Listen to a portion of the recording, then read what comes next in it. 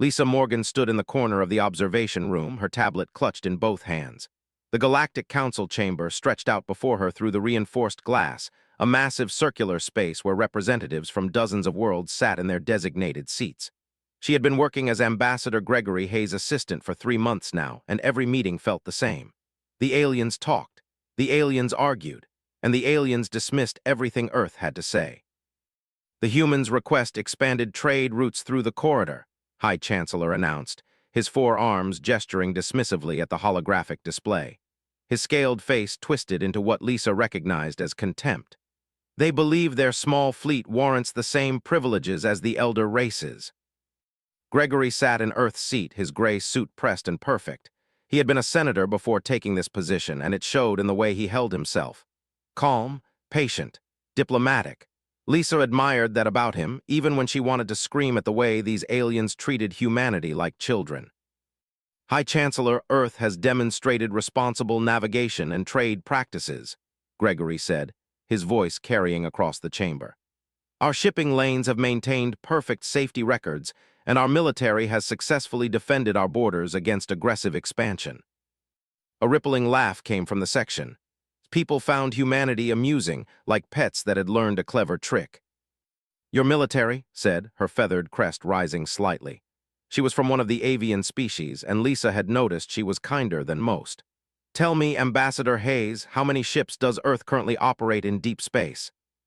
47 combat vessels, Gregory replied, with another 12 under construction. More laughter. Lisa's fingers tightened on her tablet. She kept her face blank, the same expression she wore every day, quiet, forgettable, just another human assistant taking notes in the background. The Empire maintains a fleet of 4,000 ships, said. The Confederacy has even more. What you call a military, we call a local defense force. Perhaps adequate for chasing pirates in your home system, but hardly worthy of major trade route allocation. Lisa made a note on her tablet, though she had stopped actually recording these insults weeks ago. Her job was to stay invisible, to smile when needed and fade into the background when not. She was good at fading into the background. She had been doing it her whole life. Commander Drake stood near the entrance to the observation room. He was Earth's security officer, a Marine who took his job seriously. Lisa had caught him watching her a few times, curiosity in his eyes. She always looked away first. The debate continued for another hour. The council discussed Earth's proposal with the same tone someone might use to discuss a child's request for dessert before dinner. Occasionally amusing, mostly irrelevant. Gregory presented data, statistics, and economic projections. The aliens nodded politely and ignored every word. The outer colonies humanity claims to protect, a delegate from the species clicked through his translator. These settlements exist in violation of the expansion protocols established before your species left its birth planet. Your presence there is tolerated, not welcomed. Lisa's jaw clenched. She forced her breathing to remain steady. The outer colonies, she knew those settlements, knew them better than anyone in this room could imagine. The scars on her hands tingled, hidden beneath her long sleeves. Earth's colonies were established before we knew of the protocols, Gregory said, his patience finally showing strain. We have offered to negotiate terms to work within the framework of galactic law. We ask only for fair treatment. Fair treatment? Repeated, leaning forward in his seat. I will tell you what is fair, Ambassador. The elder races have maintained peace in this galaxy for 10,000 years. We did not achieve this by allowing every newly spacefaring species to demand equality the moment they learn to build a faster-than-light engine. You will learn your place, as all young races must. In time, perhaps your descendants will earn the privileges you seek today. The vote came quickly after that. 37 species voted to deny Earth's proposal. 8 abstained. Only 3 voted in favor, including people. Gregory thanked the council for their consideration and gathered his materials. Lisa followed him out of the observation room, her steps silent on the polished floor. They walked through the station's corridors without speaking. Gregory's shoulders were tight with frustration, but he nodded to passing aliens with practiced courtesy. Lisa kept 2 steps behind him, her eyes forward. That went about as well as expected, said, falling into step beside them. The Marine had been waiting outside the chamber. They really don't respect us at all, do they? Respect is earned, Gregory replied. We're the new species on the block. In their eyes, we haven't proven ourselves yet. Lisa said nothing. She had proven herself a long time ago in ways these politicians and council members could never understand. In places where the vacuum of space was less hostile than the things humans did to each other. They reached Gregory's office, a modest space overlooking one of the station's massive viewing ports. Earth hung in the distance, a blue marble surrounded by the darkness Lisa knew so well. "Lisa, can you prepare the report for Earth Command?" Gregory asked, settling into his chair with a heavy sigh. "They'll want a full briefing on the Council's decision." "Of course, Ambassador," she said softly. Her voice was always soft, forgettable. "I'll have it ready within the hour." "Thank you," he rubbed his temples. "I don't know how you stay so calm during these meetings. I wanted to throw something at smug face." Lisa allowed herself a small smile. "Diplomacy requires patience, sir. Anger accomplishes nothing." "Wise words from someone half my age." Gregory looked up at her. "You've been invaluable these past months. I hope you know that." "I'm just doing my job," Lisa replied. She meant it. This job was her escape, her chance to be normal, to be the person she had never gotten to be. Lingered in the doorway after Gregory dismissed them. "Hey, Lisa," he said as they walked toward the elevator. "Some of us are grabbing dinner in the station's Earth Quarter tonight. You should come. You never join us for anything." "I appreciate the invitation, Commander, but I have work to finish." "You always have work to finish." He smiled, trying to be friendly. "Come on, one meal, no shop talk, I promise." Lisa looked at him, was a good man, kind, genuine, the type of person who still believed the world, or in this case the galaxy, could be a good place. She that innocence. "Maybe next time," she said. "You said that last time." "Then maybe the time after that." She offered him a polite smile and stepped into the elevator alone. In the privacy of the moving elevator, Lisa let out a slow breath. Her reflection stared back at her from the polished metal doors, 34 years old according to her official records. Brown hair pulled back in a neat bun. Brown eyes that she kept carefully neutral. Scars hidden beneath her clothes and makeup. Everything about her appearance was designed to be unremarkable. The doors opened on her floor. Lisa walked to her small quarters and locked the door behind her. Only then did she allow her shoulders to slump. Only then did she let the mask slip just for a moment. She pulled up her sleeve and looked at the scars on her forearm. Lines from old wounds, marks from equipment and weapons that had no place on a diplomatic assistant's body. She traced one scar with her finger, remembering where it came from, remembering what she had been. The outer colonies had mentioned them with such dismissal, like they were inconvenient footnotes in galactic history. He had no idea what happened in those colonies, what had been done in their mines and stations, far from Earth's sight. Lisa rolled her sleeve back down and moved to her desk. She had a report to write. Ambassador H. The transport ship Meridian was not built for comfort. Lisa sat in the passenger section, watching stars streak past the viewport as the ship made its way back to Earth space. 2 weeks had passed since the council meeting, and Ambassador Hayes had decided the diplomatic team needed to return home for consultations. The defeat stung less now, replaced by the familiar rhythm of travel and work. "Coffee?" Henderson appeared beside her seat, holding 2 cups. The cargo officer was young, maybe 25, with an easy smile that reminded Lisa of people who had never seen real darkness. "Figured you might want some. It's not great, but it's hot." "Thank you," Lisa said, accepting the cup. The warmth felt good in her hands. Sat down across from her without asking. Most people did not sit with her unless required. She preferred it that way, but was friendly in a way that made ignoring him seem rude. "Long trip, huh?" he said. "Captain Cross says we'll be back in Earth space in 3 days. Can't wait to get some real food. Station food is terrible and ship food is worse." Lisa offered a small smile. "I don't mind it." "That's because you never eat enough," gestured at her with his cup. "I've seen you in the mess hall. You pick at your food like a bird. My mom would have a fit if she saw you. She's always trying to feed people." "I'm fine, really." "If you say so," took a long drink of his coffee and made a face. "Okay, this is worse than I remembered. Anyway, I heard the council meeting went badly. That true?" "The council decided to maintain current trade restrictions," Lisa said carefully. "Ambassador Hayes will present alternative proposals when we return." "That's diplomat speak for they told us to get lost, right?" Shook his head. "My dad says the aliens think we're too primitive to matter, like we're some backwater species that got lucky with FTL technology." Lisa said nothing. She had heard variations of this conversation 100 times. Humans were frustrated by the Council's treatment. They wanted respect, wanted equality, wanted the galaxy to see them as worthy. Lisa understood the desire, but she also understood that respect was never given freely. It was taken, usually in blood. "You ever wonder what would happen if we just showed them what we can really do?" asked. "I mean, Earth's been in plenty of fights. We've won battles against species that had better tech. Maybe we need to prove ourselves." "War proves nothing," Lisa said quietly. "It only creates more problems." "Yeah, I guess," finished his coffee and stood. "Well, if you need anything, I'll be in the cargo bay doing inventory, exciting stuff." He left with a wave, and Lisa returned her attention to the viewport. She preferred watching the stars. They were constant, predictable, unlike people who asked questions and tried to be friendly. Unlike people who might look too closely and see things she kept hidden. Ambassador Hayes walked through the passenger section an hour later, reviewing something on his tablet.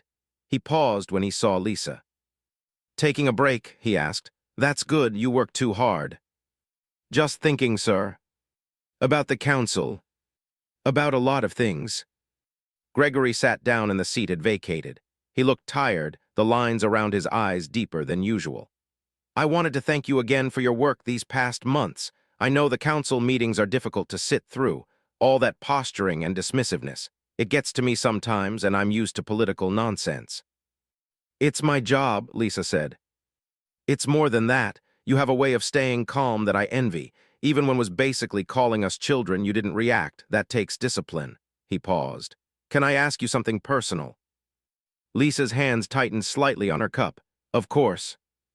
"Your file says you worked in administration before joining the diplomatic corps, but there's something about the way you carry yourself, the way you observe everything. It reminds me of military training." Gregory held up a hand before she could respond. "I'm not prying. Everyone has a past. I just want you to know that whatever yours is, you have a place on my team for as long as you want it." "Thank you, Ambassador," Lisa said softly. "That means a lot." He nodded and stood, returning to his own seat. Lisa let out a slow breath after he left. Gregory was perceptive, more than she had realized. She would need to be more careful. The alarm shattered the quiet 3 hours later. Lisa was in her small cabin when the ship lurched violently to the side. Emergency lights flickered on, bathing everything in red. The intercom crackled to life with Captain Cross's voice. "All hands, battle stations. We are under attack. Repeat, we are under attack. All passengers move to designated safe areas immediately." Lisa was on her feet before the announcement finished. She grabbed her tablet and moved into the corridor where other passengers were emerging from their cabins, confusion and fear on their faces. Gregory appeared, his diplomatic calm replaced with concern. "What's happening?" someone asked. "Pirates, probably," another passenger said. "We're near the border territories. Raiders hit civilian ships sometimes." Lisa said nothing. She was counting doors, measuring distances, nodding emergency equipment locations. Old habits surfaced without thought, information cataloging itself in the back of her mind. "Everyone to the cargo bay," Drake's voice cut through the confusion. The Marine was in full gear, rifle in hand. "Now, move quickly, but don't panic." They followed through the corridors. The ship shook twice more, throwing people against walls. Lisa caught a falling woman without thinking, steadying her with practiced ease. The woman thanked her and hurried on. The cargo bay was large and cold, filled with crates and equipment.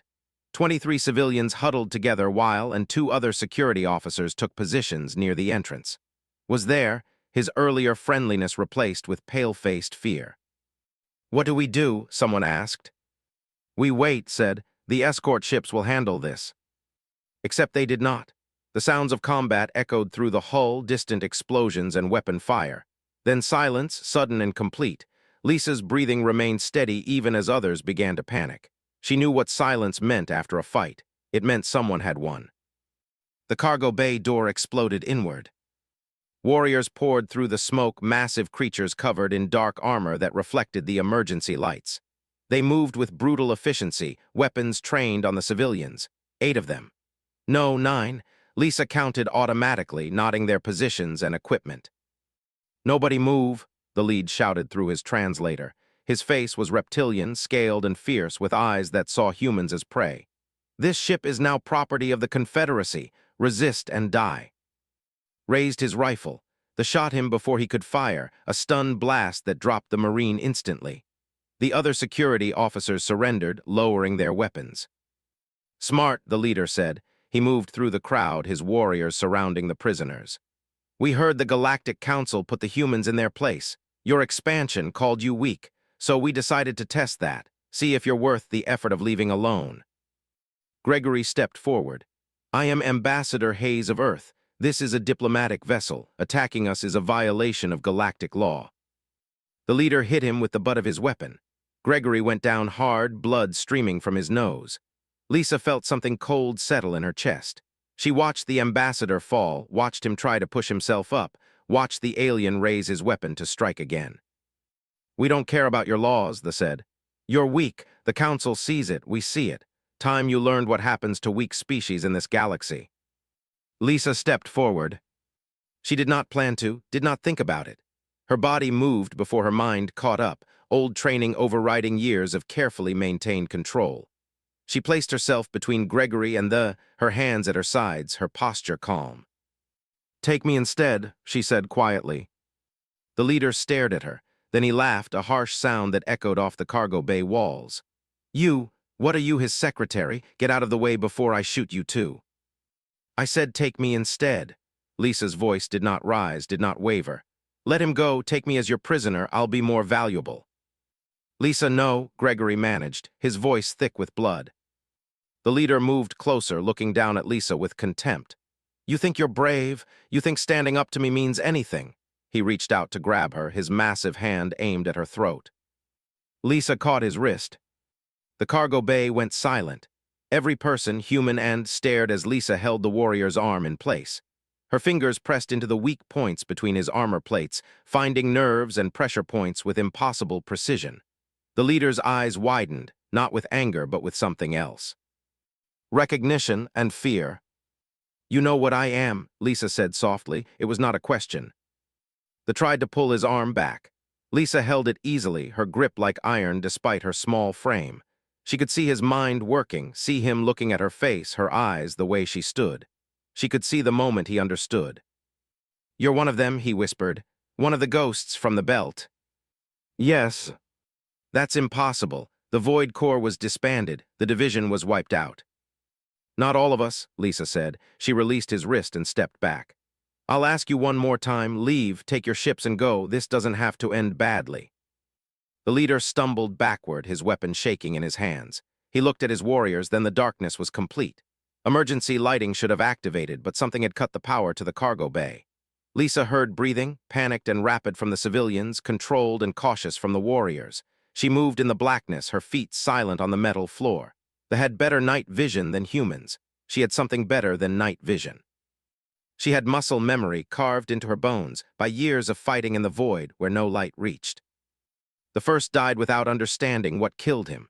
Lisa took his weapon as he fell, her hands finding the controls by touch alone. She had trained on rifles before, decades ago in a different life. The weight was familiar. The trigger mechanism was familiar. Everything about combat was familiar, even after all these years.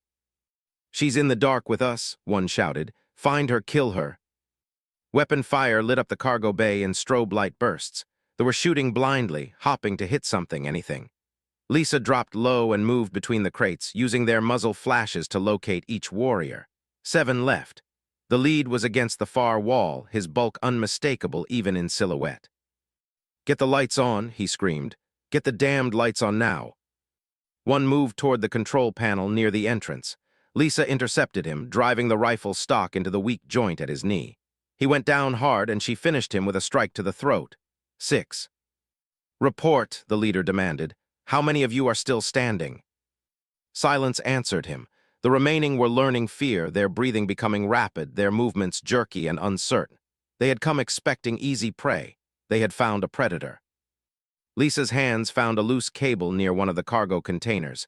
She pulled it free and used it to trip the next who passed her position. He fell forward, his weapon clattering away.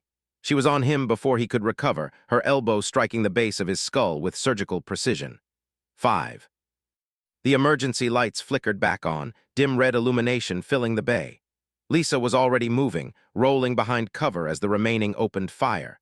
The civilians screamed and dropped to the floor. Gregory was shouting for everyone to stay down, his voice steady despite the blood still streaming from his nose. There, a warrior spotted her, behind the crate. They advanced in formation, professional and coordinated. These were trained soldiers, not simple pirates. Lisa respected that. It made them dangerous. It also made them predictable.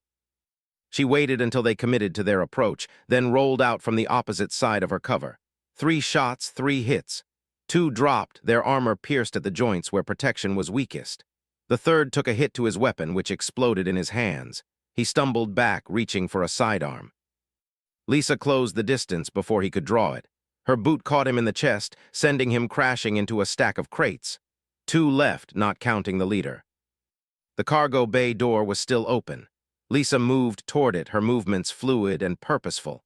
Every step was calculated, every motion economical. She had learned to fight without wasting energy, because in vacuum every movement consumed oxygen you could not spare. That training never left her. Captain Cross appeared in the doorway, his face pale. What in God's name is happening in here? Captain, get down, Lisa shouted. A warrior fired at. Lisa threw herself between them, taking the shot on her shoulder. The impact spun her around, pain exploding through her body. The armor-piercing round went through her jacket, but the angle saved her life, the shot glancing off bone instead of punching through her chest. She hit the ground and kept rolling, coming up with her rifle aimed. 1 shot. The who shot her fell backward, a hole in his helmet where his face had been. 1 warrior left besides the leader. The last warrior dropped his weapon and raised his hands. I surrender, don't kill me. Lisa lowered her rifle slightly. Go, tell your people what happened here. Tell them what happens when they mistake mercy for weakness. The warrior ran, disappearing through the doorway so fast he nearly knocked over. The captain stared after him, then turned to look at Lisa. She was standing now, her left arm hanging useless at her side, blood soaking through her jacket. The rifle was steady in her right hand, trained on the leader. You, the leader said, his voice shaking. You're supposed to be dead, all of you. The division was destroyed 40 years ago. We were disbanded, Lisa corrected. Different thing. You were children. They sent children to fight in the belt, in the mines, in the stations where adults couldn't survive. Everyone knew it. Everyone pretended not to know. This weapon was still in his hands, but he made no move to raise it. I was there at the end. I saw what you did at Station 7. Watched you hold position for 6 hours in hard vacuum. Watched you fight when every other species would have been dead in minutes. Lisa's vision was starting to blur at the edges. Blood loss. She had maybe 10 minutes before shock set in. Station 7 was a long time ago. They called you ghosts, said you could survive in the void like it was your natural environment, said you could kill without hesitation because they trained the humanity out of you. They looked at the bodies of his warriors. I didn't believe the stories, thought they were exaggerations. Believe them now. The leader dropped his weapon. Kill me if you want, I won't fight you. No one fights the division in lives. I'm not going to kill you, Lisa said. Her legs were shaking now, adrenaline fatting. I'm going to let you go, same as the other one. Tell your people to leave Earth alone. Tell them we don't want war, but we can fight one if we have to. They stared at her for a long moment. Then he nodded and backed toward the door, never taking his eyes off her. They underestimate you, the council. They think you're weak because you're peaceful. They don't know what you really are. Maybe that's better, Lisa said quietly, for everyone. The leader disappeared into the corridor. Lisa heard his heavy footsteps running toward the docking port, heard the sounds of ships disengaging and powering away. The raid was over. They had survived. She dropped to one knee, then to both. The rifle clattered to the deck, was suddenly beside her, his hands reaching for her shoulder. Don't, she said. Don't touch it. The round might still be in there. You're bleeding badly, said his voice high with panic. Someone get medical now. Gregory crawled over, his face a mess of blood and swelling. Lisa, what was that? I'm sorry, Ambassador, I never wanted you to see this. Her vision was darkening around the edges. I was trying to be normal, trying to be someone else. The division, said from the doorway, he had heard everything. I read about it once in a classified brief. They said it was rumors, black operations that never officially existed. Children trained to fight in conditions that would kill anyone else. Lisa laughed, a bitter sound. Not rumors, all true. Every terrible thing you heard probably true. The ship's medical officer rushed in with a kit. She pushed aside and began working on Lisa's shoulder, cutting away the bloody jacket. The scars were visible now, lines and marks covering Lisa's arms and back. Evidence of a life spent in places no human should have survived. "How old were you?" Gregory asked softly. "When they recruited you?" 12. I was small for my age, which they liked, easier to fit into tight spaces in the asteroid mines. I survived 3 years before the wars ended. Lisa closed her eyes. They gave us new identities after, tried to pretend we never existed. I've been trying to pretend too. You saved us, said. You saved all of us. I killed them, that's what I was made to do. Lisa opened her eyes and looked at Gregory. I'm sorry, I know this changes everything. I'll resign when we get back to Earth. You can't have someone like me on your diplomatic team. Gregory wiped blood from his face with his sleeve. Someone like you? You mean someone who stands between innocence and danger, someone who risks their life to protect others? He shook his head. Lisa, I don't care about your past. I care about who you are now, and right now you're the person who saved 23 lives. The Council will care, said quietly. When they find out Earth has Void Core operatives working in diplomatic positions, they'll lose their minds. Let them, Gregory said. Maybe it's time they understood that humanity isn't what they think we are. Lisa tried to respond, but the darkness finally claimed her. The last thing she heard was the medical officer calling for a stretcher, her voice urgent but steady. Then nothing but dreams, memories of a childhood spent in vacuum, and of training that broke most children and killed the rest, of becoming a weapon before she was old enough to understand what that meant. She woke up in medical bay 3 days later. The ship had reached Earth orbit. Through the viewport beside her bed, she could see the blue planet she had fought to protect, even when protecting it meant becoming a monster. Gregory was sitting in a chair beside her bed, his face bandaged but his eyes alert. Welcome back, he said. You scared us, lost a lot of blood. The round, Lisa's throat was dry. Removed, you'll heal, though the doctor says you'll have another scar to add to your collection. Gregory leaned forward. Lisa, I need you to listen carefully. News of the raid has reached Earth Command. They know about what you did. They know about your past. I understand. I'll submit my resignation. That's not what I'm saying. Gregory's expression was serious. Admiral Karen wants to speak with you. She knew about the division. She says there are others like you, scattered across Earth's colonies and stations, all trying to live normal lives, all hiding what they were. Why does she want to speak with me? Because the galaxy is about to learn what humanity really is, and she thinks you should be the one to tell them. Gregory stood and moved to the viewport. The Galactic Council has demanded an explanation. They want to know why Earth has trained soldiers working in civilian positions. They want to know about the Void Core, about the wars we never talked about everything we've kept hidden. Lisa closed her eyes. The past was coming back. All the secrets, all the pain, all the terrible truths about what humanity had done in the darkness of space. She had tried to bury it, tried to be someone else. But some things could not stay buried. What do you need me to do? She asked. The hearing room at Earth Command headquarters was designed to be impressive. High ceilings, polished floors, and walls lined with screens showing data from across human space. Lisa sat at a table facing a panel of officials from both Earth and the Galactic Council. Her shoulder still ached from the injury, but the pain was manageable. She had survived worse. High Chancellor sat in the center of the alien delegation, his forearms crossed and his expression showing clear displeasure. Was there, too, her feathered crest flat against her head. Representatives from a dozen other species filled the seats, all watching Lisa with varying degrees of suspicion and curiosity. Admiral Karen sat on the Earth side, her gray uniform crisp and her silver hair pulled back severely. Lisa had met with her twice in the days before this hearing, was old enough to remember the truth about the Void Core, one of the few officials who had not pretended it never existed. Let's begin, Senator Brandon Cole said from his position at the head of the Earth delegation. He was young for a senator, maybe 50, with sharp eyes that missed nothing. The Galactic Council has questions about recent events. We're here to provide answers. Questions? His voice carried the same contempt Lisa remembered from the council chamber. You lied to us. Your diplomatic assistant is a trained killer, a member of a military unit that officially doesn't exist. This is a violation of every treaty between our peoples. Lisa Morgan never lied, Gregory said from his seat beside Admiral. His face was still bruised from the attack. She took a civilian position and performed her duties perfectly.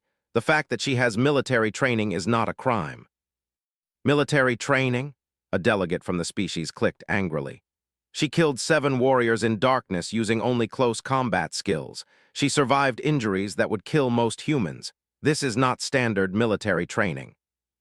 No, Lisa said quietly. Everyone turned to look at her. It's not standard, it's Void Core training, division specifically. The room went silent, even seemed unsure how to respond. Senator Cole gestured for Lisa to continue. Please explain what that means, Miss Morgan. Lisa took a breath. This was it. Everything she had buried, everything she had tried to escape, laid bare for everyone to judge. 43 years ago, before Earth had contact with any alien species, corporations were fighting over mining rights in the asteroid belt. The conditions were extreme. Hard vacuum, radiation storms, equipment failures. Adult miners couldn't survive long enough to be profitable. So they used children, Admiral said, her voice hard. Young enough to be trained, small enough to fit in tight spaces, expendable enough that losses were acceptable. Lisa nodded. I was recruited at 12. My family was poor. The corporations offered money, promised training and education. What they didn't mention was that the training would break most of us, that the survival rate in the belt was 3%, that we would be fighting each other for the same resources our employers wanted. This is monstrous, said, her voice soft with horror. You sent children to war. Not the government, Senator Cole said quickly. Private corporations operating outside of Earth's jurisdiction. When Earth Command found out what was happening, they shut it down. But by then, the damage was done. The vacuum wars lasted 8 years, Lisa continued. Her hands were steady on the table. She had practiced this, rehearsed what she would say. We fought in conditions no one should survive. Hard vacuum for extended periods. Zero-gravity combat. Temperatures that could freeze or boil you in seconds. We learned to function without atmosphere, to fight while our bodies were shutting down, to survive when everyone said we should be dead. The division was the worst of it, Admiral added. Children who survived the longest were grouped together, given enhanced training. They became specialists, elite soldiers who could operate where even our best Marines couldn't go. Leaned forward. And you expect us to believe this, that human children could survive hard vacuum? We have species with natural resistances who cannot manage such things. I can prove it, Lisa said. The room erupted in protests and arguments. Senator Cole raised his hand for silence.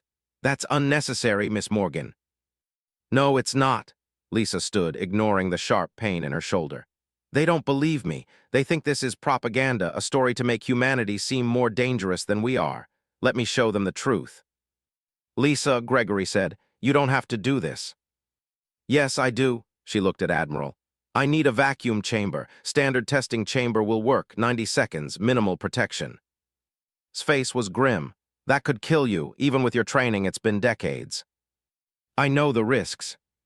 The test was arranged for the next day. Lisa spent the night in her quarters, staring at the ceiling and wondering if she was making a mistake. Her body remembered the training, but bodies got older, weaker. She might not survive this, but if she did not prove her claims, the Council would dismiss everything. Earth would remain the weak species everyone could ignore. The vacuum chamber was located in the Earth Command testing facility, a massive room with reinforced walls and observation windows. Lisa stood in the center wearing only a thin bodysuit, no helmet, no supplemental oxygen. Medical monitors were attached to her chest and arms, tracking vital signs. Through the window, she could see the Council delegates, Gregory, Admiral, and dozens of other observers. Their faces showed doubt, skepticism. They thought she would back out, thought this was a bluff. Lisa closed her eyes and took 3 deep breaths, oxygenating her blood. Old training kicked in, her body responding to patterns learned decades ago. She nodded to the technician. The air began to evacuate from the chamber. The first 30 seconds were manageable. Lisa's lungs burned as pressure dropped, but she kept breathing out slowly, letting the air escape without tearing her lungs. Her skin felt tight blood vessels constricting in response to the vacuum. Every nerve ending screamed. At 45 seconds, her vision started to narrow. The moisture on her eyes began to boil. Her ears roared with pressure. This was the point where most people passed out. their bodies shutting down to preserve the brain. Lisa stayed conscious through pure force of will. She had been trained to override her body's survival instincts, to push beyond what was supposed to be possible. Her heart rate slowed deliberately, conserving oxygen. Her movements became minimal, every gesture calculated. At 60 seconds, she was operating on memory alone. The chamber was a blur. Sound was gone. Pain was everything. But her body knew what to do, falling into patterns carved so deep that conscious thought was unnecessary. 75 seconds. Her skin was darkening with burst capillaries. Blood was forcing its way through tissues, trying to equalize pressure. Her muscles were cramping, fighting against vacuum exposure. 90 seconds. The chamber, air flooded back in, and Lisa gasped reflexively. She collapsed to her knees, her body shaking violently. Medical staff rushed in, checking her vitals, wrapping her in thermal blankets. Everything hurt. Everything felt wrong, but she was alive. Through the window, she saw the alien delegate staring at her. His forearms had dropped to his sides, had her face covered with her wings. The others looked horrified, shocked, disturbed. They believed her now. The hearing resumed 3 hours later, after Lisa had been cleared by medical. She sat at the table again, her skin still blotchy and red, her voice rough from vacuum exposure. "You proved your point," said quietly. All his earlier contempt was gone. "This is not exaggeration. Humans can survive conditions that would kill any of our species in seconds." "Not all humans," Lisa corrected. "Just us, the ones who survived the training, the ones who paid the price." She paused. "There are 47 confirmed survivors of the division. Most are trying to live normal lives, working regular jobs, raising families, pretending their past doesn't exist. I was doing the same thing until they forced my hand." "Why hide this?" asked. "Why not tell the galaxy what you're capable of?" "Because we're ashamed," Senator Cole said bluntly. "What happened in the vacuum wars is our greatest failure as a species. We allowed corporations to exploit children to turn them into weapons. When we discovered what was happening, we ended it and tried to bury the evidence. We gave the survivors new identities and hoped everyone would forget." "But forgetting doesn't change what happened," Admiral said. "Doesn't change what these children went through, doesn't change what they became." Gregory stood and moved to stand beside Lisa. "Earth came to the Galactic Council seeking peace. We wanted trade, cooperation, a place in the galactic community. We never wanted to show you this part of our history, but you need to understand something important. We know what war costs. We know it better than most species because we paid that cost with our children. That's why we choose peace, not because we're weak, but because we understand the alternative." The room was quiet for a long moment. Finally, spoke again. "The Council will need time to discuss this, to understand what it means for human-alien relations." "Take all the time you need," Senator Cole said. "But know this. Earth will not hide anymore. We'll acknowledge our past, support our survivors, and move forward with honesty. We ask the same from the Council. Judge us on who we are now, not who we were." The hearing ended shortly after. Lisa walked out with Gregory beside her, feeling lighter despite the pain in her body. The secret was out. Everyone knew now. She could stop hiding. "How do you feel?" Gregory asked as they walked through the corridors. "Exposed, scared, relieved." Lisa smiled slightly. "All of it at once." "Admiral wants to establish a support network for the other survivors. She's asking if you'll help coordinate it." "Me?" "You're the one who stood up, the one who showed them the truth. The others respect that." Gregory paused at an intersection. "You could also stay on my team, be my advisor, help make sure Earth's diplomatic relationships reflect who we really are." Lisa thought about going back to hiding, to being quiet and forgettable. Then she thought about the 46 other survivors, all dealing with their own demons, all trying to be normal in a world that had never let them be children. 3 months after the hearing, Lisa stood in the observation deck of Harmony Station and watched news feeds from across the galaxy. The revelation about the vacuum wars had changed everything. Debates raged in every council chamber, on every planet, in every news outlet. Some species called Earth's actions monstrous, others expressed sympathy, but none of them dismissed humanity anymore. "Still watching the news?" Rivers appeared beside her, carrying 2 coffee cups. He was another survivor, 41 years old, with gray hair and scars similar to Lisa's. He had been a mechanic on a remote station before coming forward after Lisa's testimony. "You know it'll just make you angry." "I need to stay informed," Lisa said, accepting the coffee. Part of the job now. Smiled, never thought I'd see the day when we weren't hiding anymore, when people knew what we were and we didn't have to pretend. How are the others doing? Lisa asked. In the month since the hearing, 39 of the 47 survivors had come forward. Most were working with the foundation Admiral had established, helping each other adjust to a world that finally knew their secrets. Better, Amy is teaching zero-gravity combat techniques to the military, says it feels good to pass on skills without the trauma. Daniel started a support group for the youngest survivors, and Helen is writing a book about her experiences. Took a drink of his coffee. We're healing, slowly, but we're healing. That's good, Lisa meant it. The survivors had carried their pain alone for so long. Having each other, having support, it made a difference. The intercom crackled. Miss Morgan, Ambassador Hayes requests your presence in the diplomatic suite, Priority 1. Lisa and exchanged glances. Priority 1 meant emergency. She handed her coffee back to him and hurried through the station corridors. Whatever was happening, it was big. The diplomatic suite was crowded when Lisa arrived. Gregory stood at the center with Admiral, Captain Cross, and several other officials. They were all looking at a holographic display showing an asteroid mining facility. What's the situation? Lisa asked. Disaster at Station Perseus, Gregory said grimly. Equipment failure caused a chain reaction. The facility is breaking apart. 219 miners trapped inside, multiple species. The station will be destroyed completely in 6 hours. Send rescue ships, Lisa said immediately. We tried, Admiral pulled up damage reports. The facility is in the middle of a radiation storm, the kind of storm that would kill anyone who went in there within minutes. Our ships can't get close enough. Neither can any council vessels. We've got the best rescue teams in the galaxy telling us it's impossible. Lisa looked at the holographic display, studying the radiation levels, the structural damage, the positions of the trapped miners. She had seen this before. Not this exact situation, but close enough. The asteroid belt had been full of impossible rescues, places where adults could not survive but children small enough and trained well enough could slip through. It's not impossible, she said quietly. Everyone turned to look at her. Lisa, Gregory said carefully, the radiation levels are extreme. Even division members would struggle.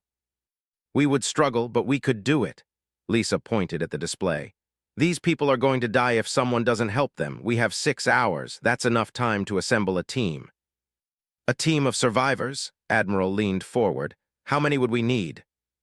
5, me, Amy, Daniel, and probably Helen. She's the best at working in tight spaces.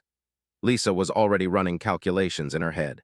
We need specialized equipment, radiation suits modified for vacuum work, transport that can get us close to the storm edge, and we need it within the hour.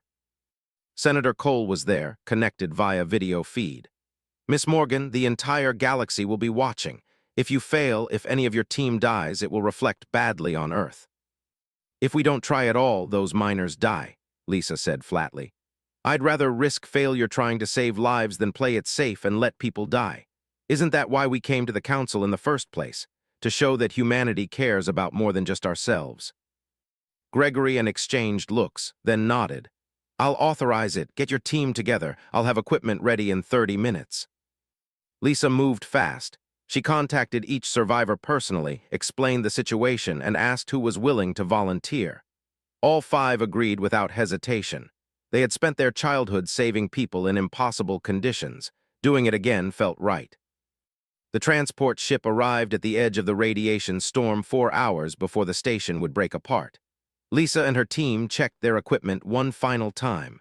The modified suits would protect them for maybe an hour in the storm.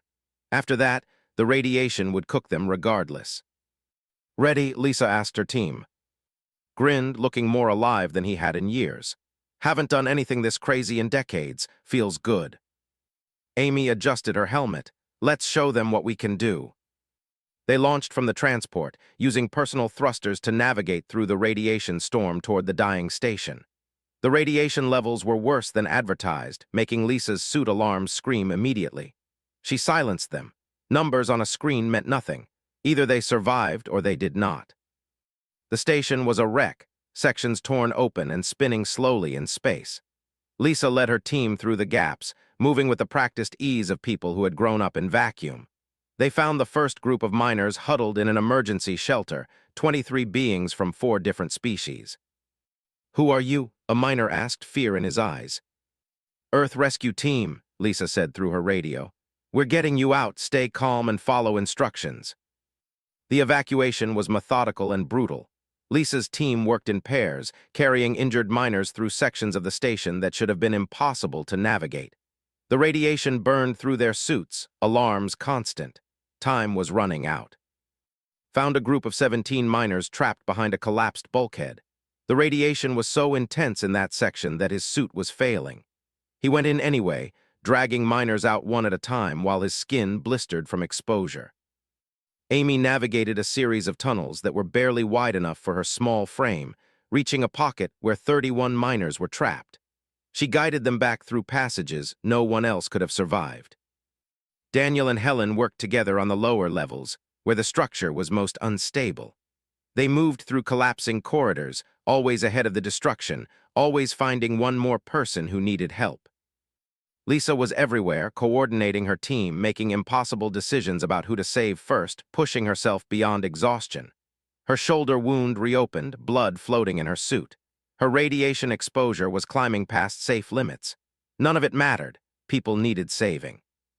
They extracted the last miner with 20 minutes to spare. The team gathered at the evacuation point where Council rescue ships waited at a safe distance. 219 miners, all alive, all saved by 5 people who should not have been able to do what they just did. Lisa's team collapsed into the waiting medical bay.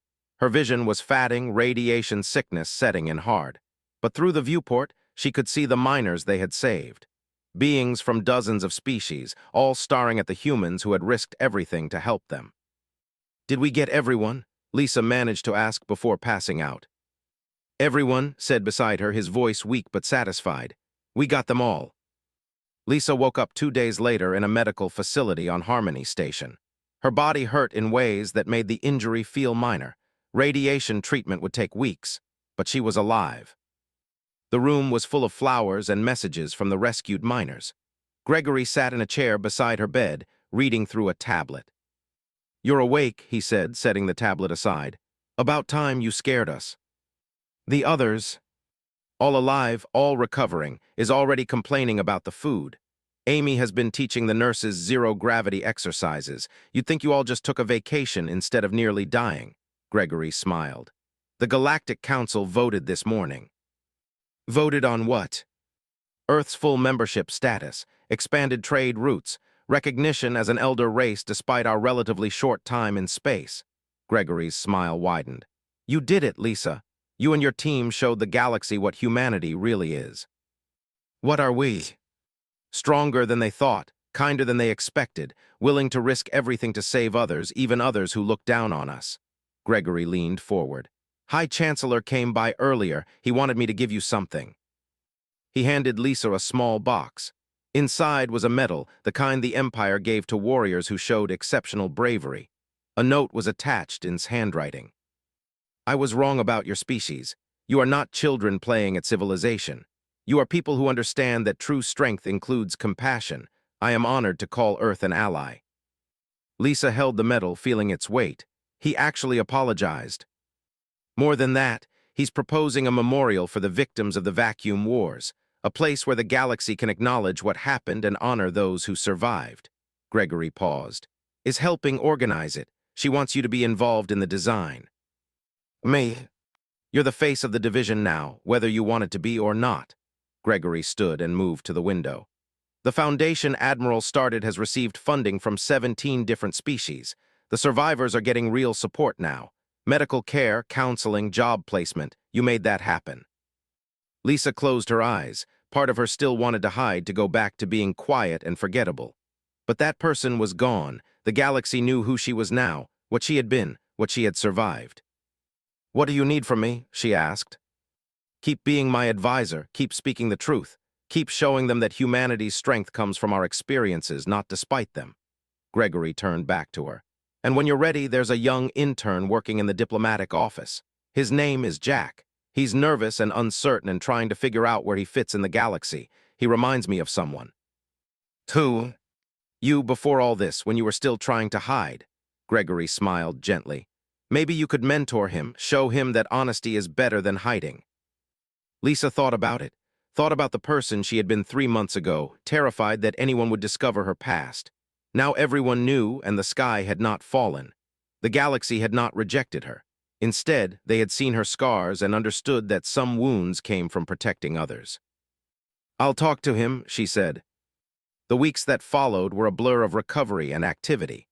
Lisa worked on the memorial design.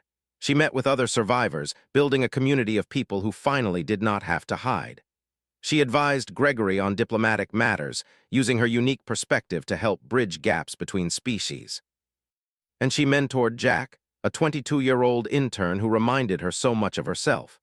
He was eager to help, afraid of making mistakes, uncertain about his place in the galaxy.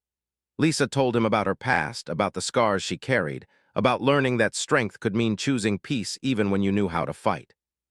"You were a child soldier," Jack said one day, sitting across from Lisa in the diplomatic office. "How do you live with that?" "By understanding it doesn't define me," Lisa replied.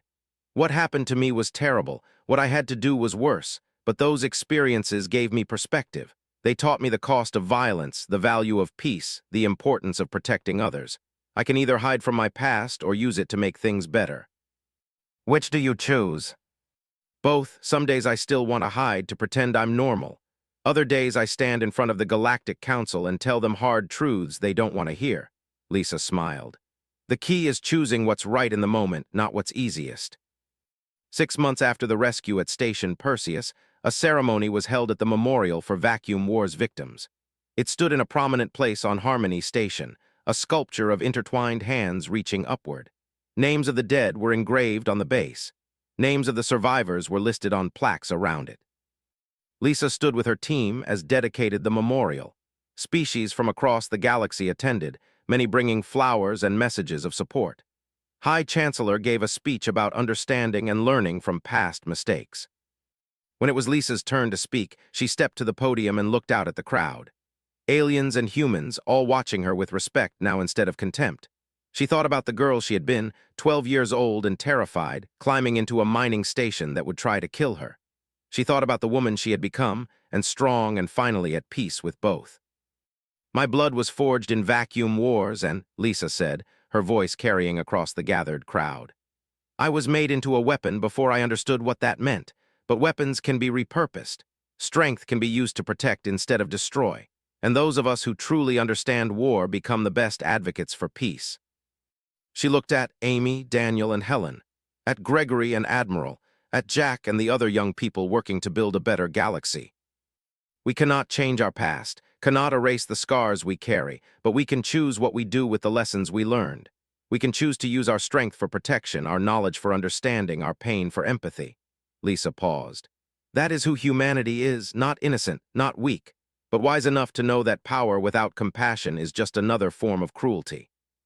The crowd was silent for a moment. Then applause began, spreading through the gathered beings. Lisa stepped back from the podium and returned to her team.